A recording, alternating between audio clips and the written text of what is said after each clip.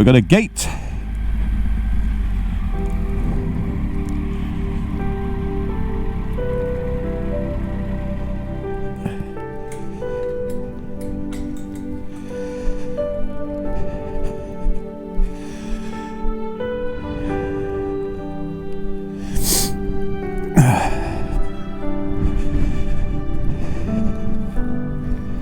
Yeah.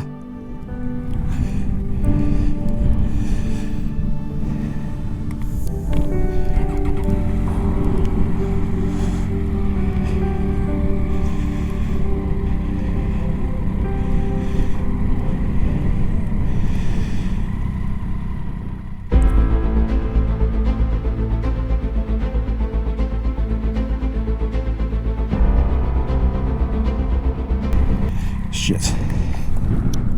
Hang up.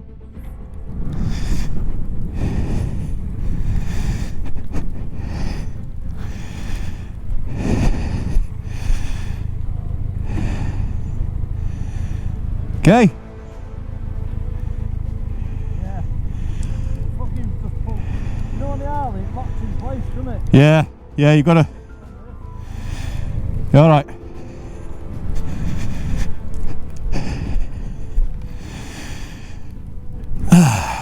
Easy done.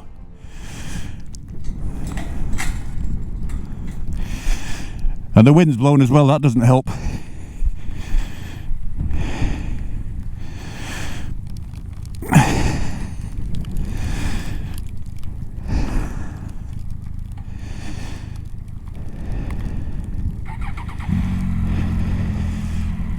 Okay.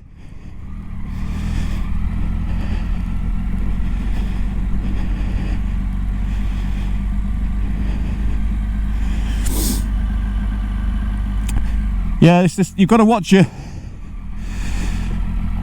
stands, I think, because on that one it doesn't lock in. So when he was on a bit of an angle, so when he let the weight on the bike, it kicked the stand back.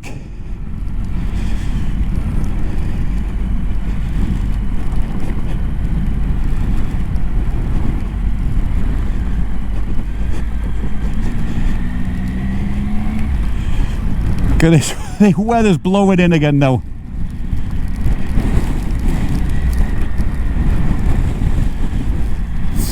Can't believe it's the weight of this bike. I know I've got my top box on, but see the rain blowing across the mountain is trying to blow me with it.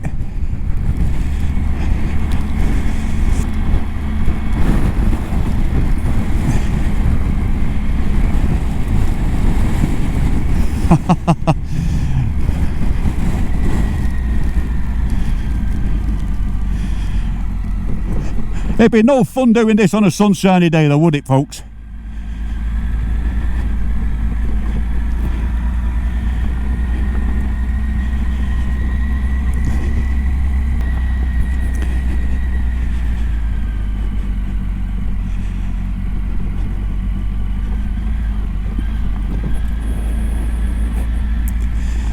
Just a little bit of wash off here.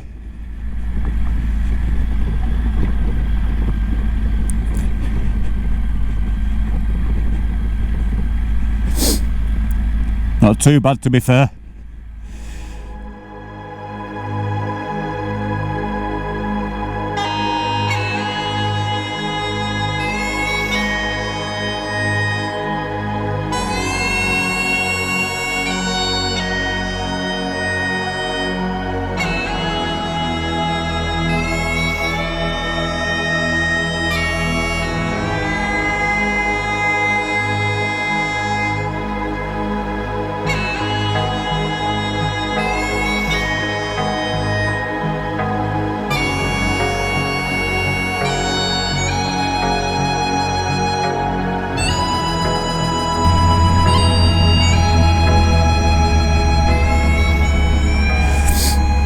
There's some of you guys that'll probably be throttling it round here and spinning the back wheel out and absolutely loving it.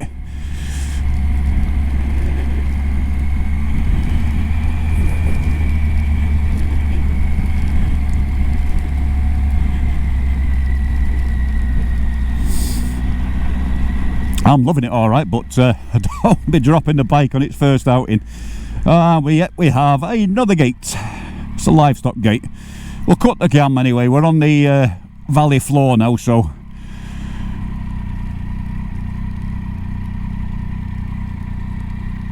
I don't think this one was in the Adventure Bike magazine, was it? That he got to hike a mile back up to close the gate. I thought Stu was going to do the honours, actually. I'm knackered now. Out of shape.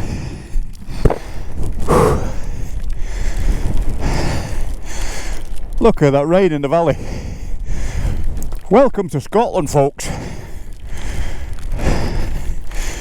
But there's another well-known motovlog that says the show goes on.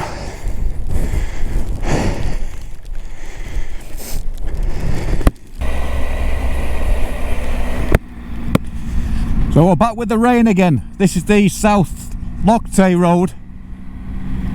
Cracking little road. It's got a 40 limit on it, obviously, but it's supposed to be walker and cyclist friendly, but nonetheless it's a cracking little ride. So we're taking it easy. It's just, I always said take the B side of the lochs. I mean, I'll say this is pleasant. How pleasant is this one? You know, you don't have to thrash it. So my only gripe, as my battery runs out and I have to change battery with this bike is, or any bike, because it's the same with Stu's behind me,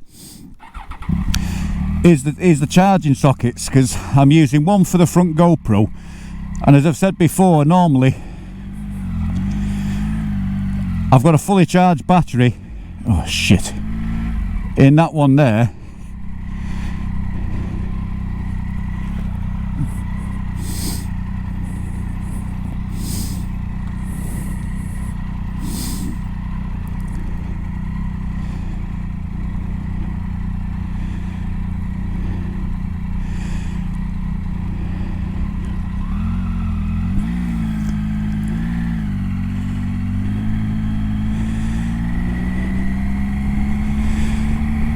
Just let that go. So I've got a fully charged battery in the front cam, and I could just swap over with the helmet one when the battery starts going low, and then that'll charge the other one. So you can get away with using more or less just two batteries all day. But the charger, when you're static at any point, like we went in a cafe before and just had a lunch, you forget to unplug that and it rains on it and water gets in it, nothing charges, and then the phone comes up with moisture warning, unplug phone.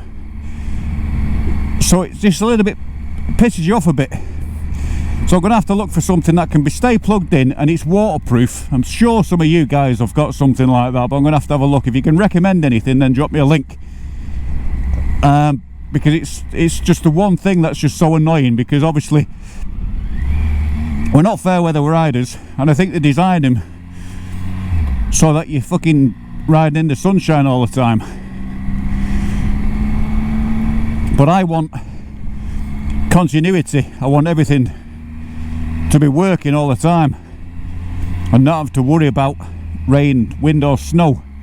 So yeah, if any of you guys have got something that works for that, then because obviously I'm using my phone as a sat nav as well, and it's just the lead problem plugging in. There's got to be something, or I mean, I can get a waterproof case for it, but it's still annoying because you can use these like gloves I'm wearing. I've got the touchscreen thing on them, so that's handy as well.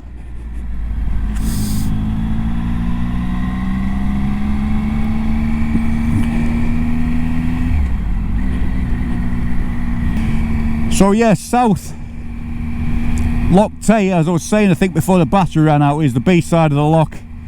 Takes you away from it a little bit, but it's a little bit more adventurous than taking the A road, and this leads then on to Aberfeldy, so to speak, at the end of it, and then the Rannoch Centre, which I'm not sure how they got on with that because they had a fire there last year. It's recreation of the ancient way they lived over the loch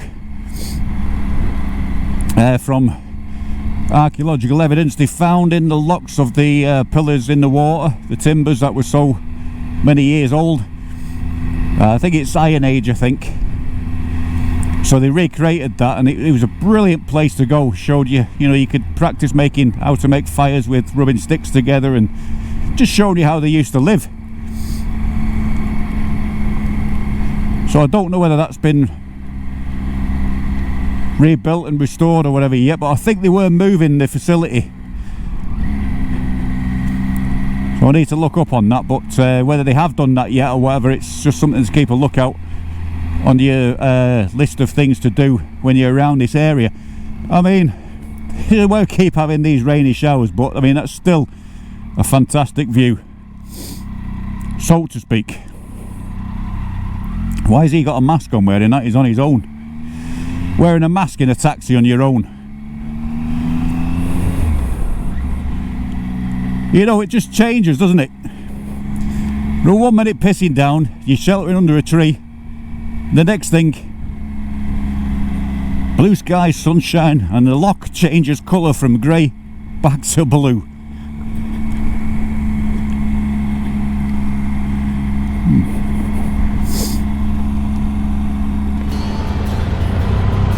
So this is the Rannoch Centre, the Iron Age Museum, but at the end is where it burnt down, and I can actually still smell fire. Like the jetty went out and it had the thing where they used to live. I'll try and put a picture up now, but you could walk out to it, and then, you know, it was a brilliant sort of place. Obviously the shop and everything's still open, but I think, looking at it there, but no longer has the Rannoch. Good road, that's Stu, yeah? Hey? It's a breezy. Yeah, you're not kidding.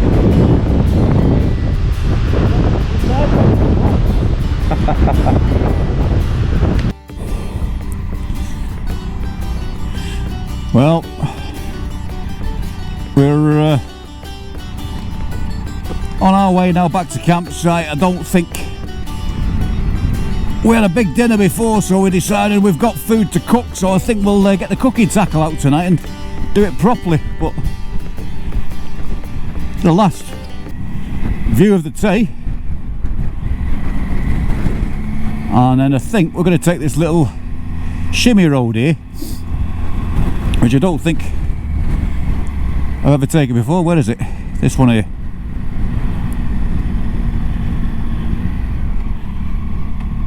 Yeah, this is good because I've never seen this road before. So there's a new little cutback road, and it says going through Aberfeldy and round. I don't know how long I've got left in the battery.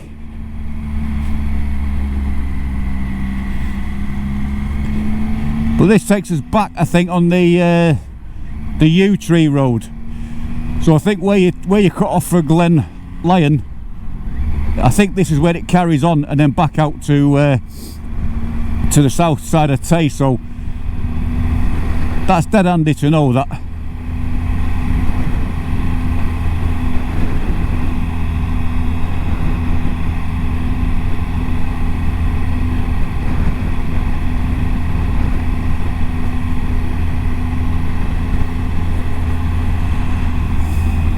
Flooded road.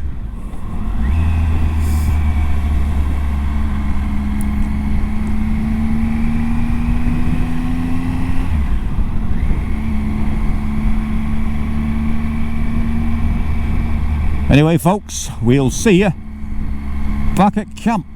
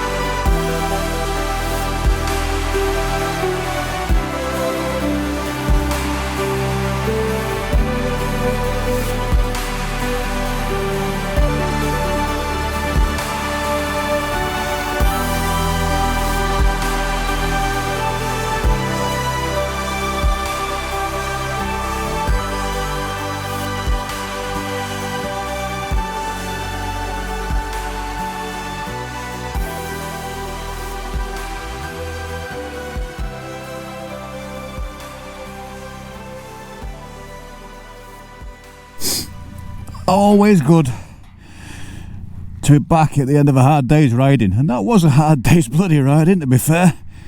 I don't know what mileage we've done, but it feels like we've done 1,000. But I mean, typical. Hey, you need a piss, right?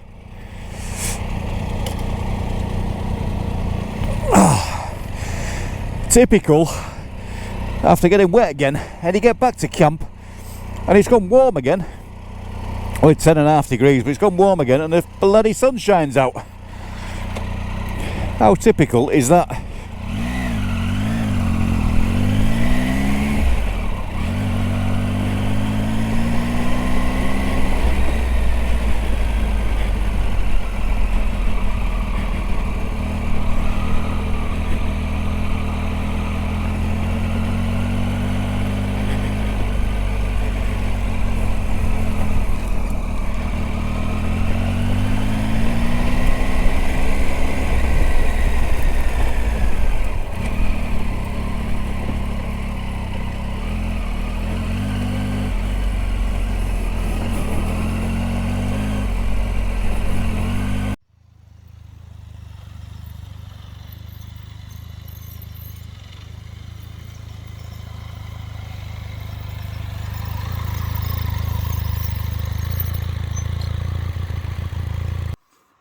So yeah, we got a bit wet coming back, and the rain's just been relentless for the past, I don't know, hour or so. Been waiting for a dry moment so I can get some food. So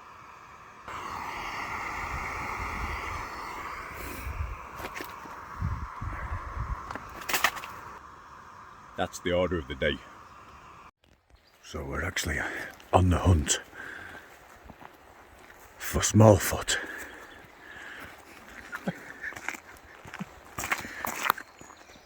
He's the most exclusive creature that ever set foot upon this land, but he's hard to spot because the footprint is so small.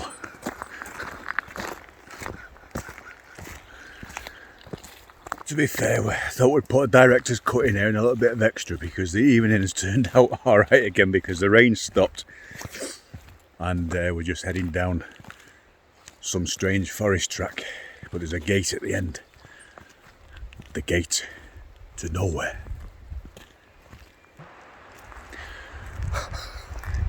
Actually, I want to know what type of birds you're looking at. Let me just have a look through them. You tend to be looking through these quite a lot. I'm just gonna just.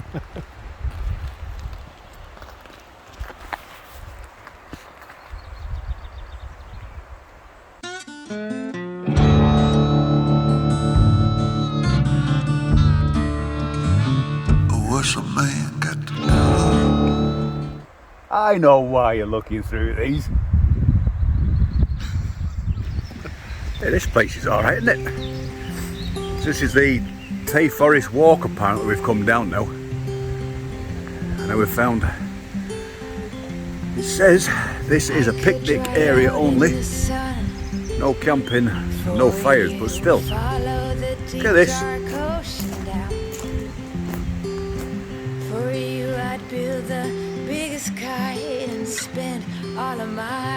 The things you find.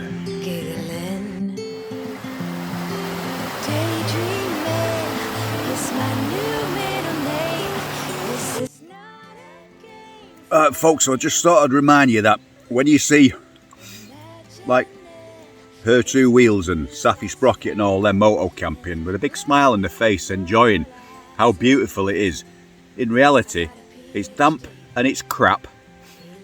The riding's great, but just eating baby food for the night, bit of pasta. But you know something, it's warm, it's doing a job, filling the belly, and just in case we get hungry later, digestive biscuits, chocolate, so you need that, and a few peanuts as well, you know, because you need this man food just to satisfy the need later on in the night. But apart from that, it's been a brilliant day's riding, and I'm sure you'll agree with the footage you've seen earlier. Just to elaborate, moto camping, you can hear the rain.